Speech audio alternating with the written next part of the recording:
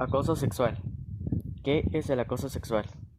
Es cualquier comportamiento físico o verbal de naturaleza sexual que tenga el propósito o produzca el efecto de atentar contra la dignidad de una persona. Tipos de acoso sexual. Físico. Invadir el espacio y los límites de otra persona de manera no necesaria, con objetivos o connotaciones sexuales. Tocar zonas del cuerpo poco adecuadas. Usar el contacto físico como intimidación sexual. Tocar la ropa, el pelo de la persona. Dar un masaje sin consentimiento. Besos y o abrazos no consentidos, caricias poco adecuadas, frotarse con otra persona. Verbal. Frases sugerentes, bromas, comentarios sobre la condición sexual de la otra persona. Comentarios sexuales sobre el cuerpo. Comentarios o insinuaciones sexuales. Contar chistes o historias de índole sexual. Mentir o ridicularizar la vida sexual y privada de la otra persona. Niveles de gravedad. Leve. Expresiones verbales o de índole que pueden ir desde chistes hasta piropos. Peticiones repetidas de citas que siempre son renegadas. Grave. Situación directa con un nivel alto de contenido sexual. Contactos físicos no permitidos. Muy grave. Presión verbal directa. Contactos físicos como abrazos y o besos no consentidos. Tocamientos, caricias, seguir a la víctima. Intimidación directa para conseguir favores sexuales. ¿Cómo salir de una situación de acoso sexual? Contárselo a alguien de confianza. Rodearse de personas con las que se sientan seguras. Intentar no quedarse solo. Pedir ayuda profesional tanto a nivel legal como abogados o psicológico para trabajar el trauma y todos los síntomas asociados. Acudir a organizaciones especializadas o grupos de apoyo. Violación sexual. ¿Qué es una violación sexual? Es cuando alguien te fuerza o presiona para que tengas sexo. Se refiere usualmente a la penetración vaginal, oral o anal forzada por una parte del cuerpo u objeto. Generalidades. Forzar a una víctima a penetrar o a alguien más, ya sea hacerlo o intentarlo. Presionar a una víctima a que sea penetrada. La presión puede involucrar el terminar una relación o difundir rumores acerca de la víctima, o el uso indebido de la autoridad o la influencia. Cualquier contacto sexual no deseado. Esto incluye tocar a la víctima en los senos, los genitales, la parte inferior de los muslos, el ano, el trasero, la entrepierna, en partes desnudas o a través de la ropa. Los actos de violencia sexual pueden ocurrir debido a que las víctimas no pueden consentirlo, debido al consumo de alcohol o drogas. ¿Qué hacer en una situación de una violación? 1. Ve a un lugar seguro en cuanto puedas. Dependiendo del lugar donde te encuentres, procura ir a un sitio más concurrido o encuentra a alguien que te ayude. 2. No cambies nada en tu cuerpo. Tienes que decidir enseguida si acudirás a la policía o harás una denuncia. 3. Dile a tus padres. Ellos podrán ayudarte con los pasos a seguir, lo cual incluye una visita al médico o enfermero o llamar a la policía. Acude a un médico. Recibir cuidados médicos es muy importante luego de una agresión sexual. Ellos seguramente te examinarán para checar si fuiste lastimada o lastimado de alguna manera. Proveerán servicios de salud que podrían incluir un anticonceptivo de emergencia, si es que existe un riesgo de embarazo, un test de enfermedades de transmisión sexual y medicamentos para ayudar a prevenir el VIH. Recolectarán evidencia, así dispones la opción de presentar una denuncia oficial si lo decides. Esto puede incluir semen, cabello o células de piel de la persona que te atacó.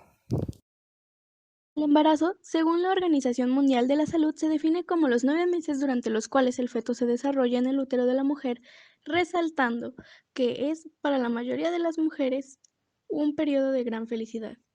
Sin embargo, no siempre es una etapa de felicidad, pues el embarazo no deseado se produce cuando la mujer queda embarazada sin desearlo o sin una planificación previa.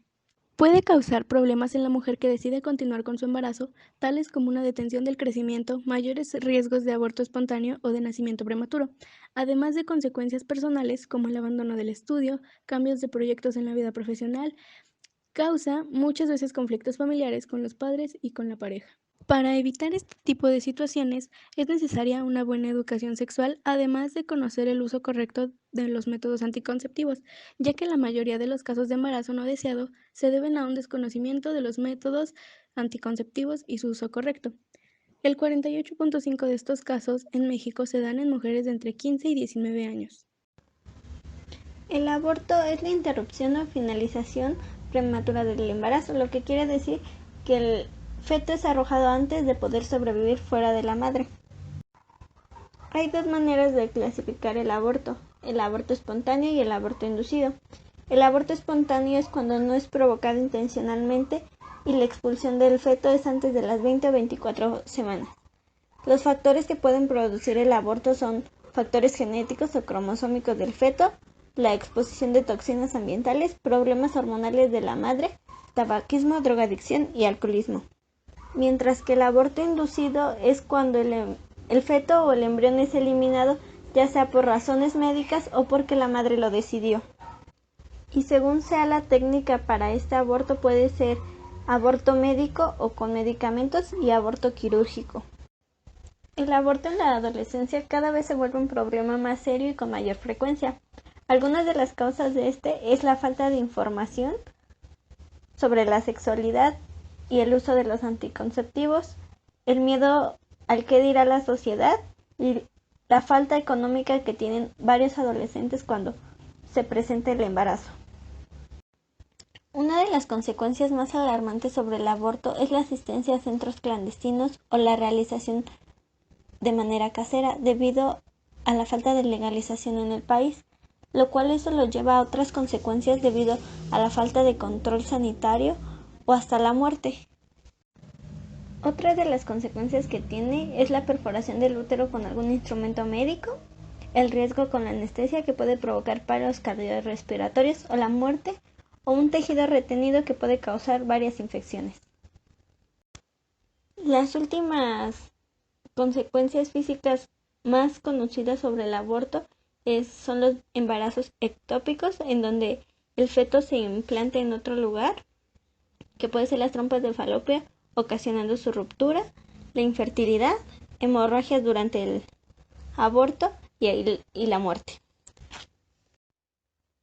Por último, el aborto no solo tiene consecuencias físicas, sino también emocionales. Estas llegan a ser más graves que las anteriores, ya que presentan graves cuadros de depresión, sentimientos de culpas y vacíos interiores, lo cual hace que no puedan sobreponerse de esa experiencia. Por último, para prevenir los embarazos no deseados y así reducir los abortos en la adolescencia, es muy importante la información y educación sexual y que los adolescentes conozcan todos los métodos anticonceptivos y poder tener acceso a ellos. Las enfermedades de transmisión sexual son infecciones que se transmiten de una persona a otra a través del contacto sexual. Las causas de las enfermedades de transmisión sexual son las bacterias, parásitos y virus. Las enfermedades de transmisión sexual se propagan predominantemente por contacto sexual, incluidos el sexo vaginal, anal y oral. Algunas se pueden transmitir también por otras vías, como la sangre y los hemoderivados. Muchas de estas infecciones pueden transmitirse también de madre a hijo durante el embarazo o el parto.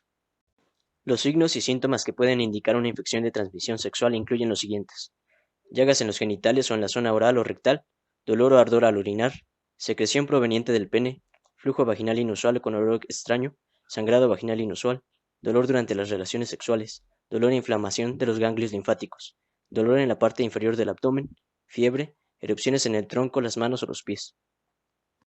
Algunos ejemplos de enfermedades de transmisión sexual son clamidia, gonorrea, sífilis, chancro blando, hepatitis B, herpes, virus del papiloma humano, ladillas, VIH-Sida. ¿Cómo se pueden prevenir las enfermedades de transmisión sexual? Durante el acto sexual es fundamental hacer uso de una barrera protectora, como lo es el condón o las barreras bucales, en el caso del sexo oral. El condón es el único método anticonceptivo que ayuda a reducir el riesgo de infección de transmisión sexual, con una efectividad de entre 80 y 90% en la protección contra la SETS. La promiscuidad, según la Real Academia Española, se define como la relación sexual poco estable con distintas personas. En otras palabras, podemos decir que es la práctica frecuente de copulación con distintas personas. Para la Organización Mundial de la Salud se le llama promiscuidad cuando una persona tiene más de 2 parejas sexuales en 6 meses, aunque puede variar con el tiempo y las culturas. La promiscuidad se ve implicada en la falta de estabilidad emocional y la falta de madurez de las personas. Asimismo, podemos concluir que la promiscuidad desencadena riesgos para la salud sexual de los individuos, ya que causa contagio de ciertas enfermedades transmitidas a través de los fluidos genitales, tales como el VIH, sífilis y hepatitis B. Yo les voy a hablar del sexo seguro y el sexo protegido.